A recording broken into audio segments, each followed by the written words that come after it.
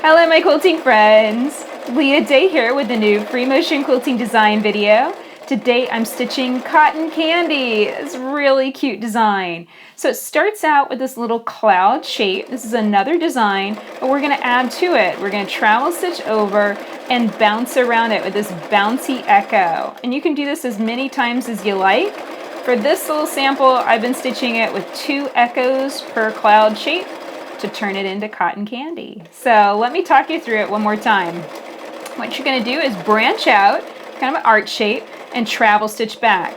Now the depth of your travel stitches will determine how fluffy this looks. So if you don't want it to look quite so fluffy, only do a little bit of travel stitching. If you want it super fluffy, do a whole lot of travel stitching. So I kind of arched and angled that to create more or less a kind of circular design here.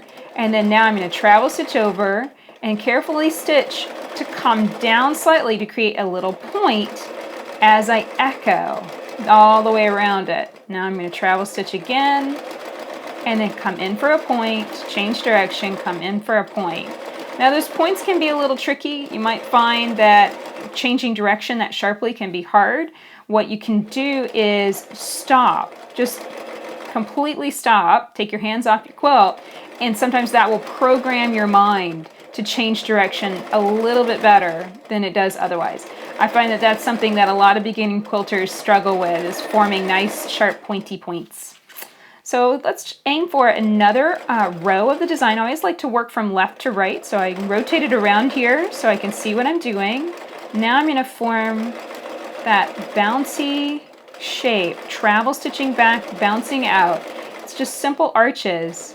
And now I'm going to travel stitch and then echo around it. Bounce, bounce, bounce. Whenever I'm stitching something like this, a lot of times that's what's going on in my head. I'm thinking bounce, bounce, bounce, travel stitch over. You know, it's just, I don't know, it's kind of one of those repetitive things that sometimes saying the steps in your mind can make it a little bit easier to do. I'm going to travel stitch over here and then bounce, bounce, bounce.